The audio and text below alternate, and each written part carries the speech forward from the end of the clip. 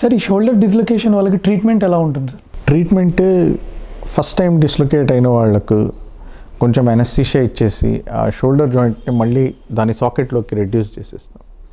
Reduce చేసేసి వాళ్ళకి shoulder immobiliser వేసి కొన్ని రోజులు ఉంచేస్తే చాలామందికి దాంతో మళ్ళీ రాకుండా ఉంటుంది. కాకపోతే కొంతమందికి మళ్ళీ డిస్లొకేట్ అవుతూ ఉంటుంది. ఫస్ట్ టైం అయ్యాక సెకండ్ టైం అవుతుంది, థర్డ్ టైం అవుతుంది. అయితే దీంట్లో ఫస్ట్ టైం ఎంతైతే ఫోర్స్ అవసరం పడుతుందో డిస్లొకేట్ అవ్వడానికి, సెకండ్ టైం థర్డ్ టైం దానికంటే తక్కువ ఫోర్స్తో డిస్లొకేట్ అవుతుంది.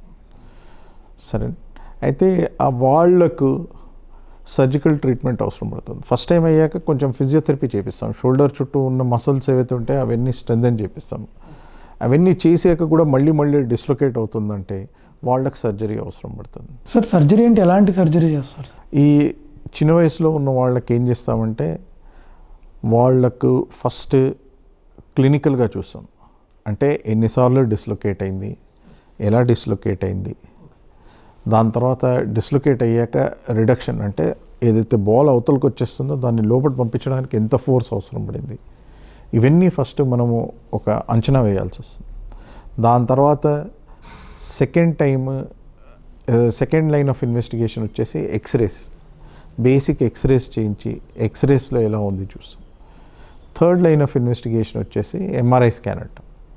ఎంఆర్ఐ స్కాన్లో లోపల ఎలా డ్యామేజ్ అయింది, ఎక్కడెక్కడ డ్యామేజ్ అయింది అన్నది చూసి దాని తర్వాత ట్రీట్మెంట్ సర్జరికల్ ప్రొసీజర్ ఏది బెటర్ ఉంటుందన్నది డిసైడ్ చేస్తాం.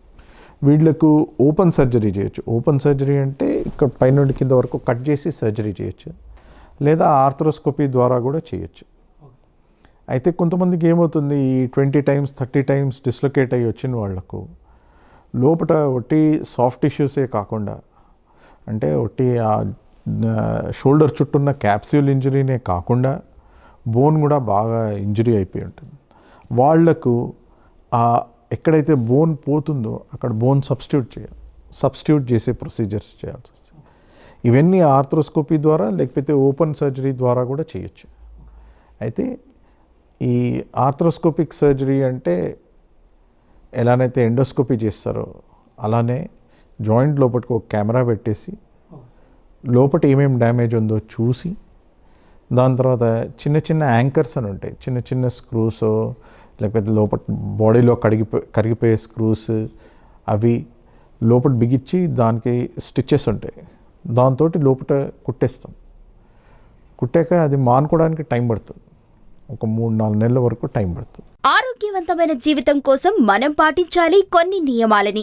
చిన్ని చిట్కాలతో చింతలేని జీవితాన్ని ఎలా గడపాలి అనే దానికి వీక్షిస్తూనే ఉండండి మన ఆరోగ్యం యూట్యూబ్ ఛానల్. మరిన్ని ఆరోగ్య సూత్రాలకు సబ్స్క్రైబ్ చేసుకోండి.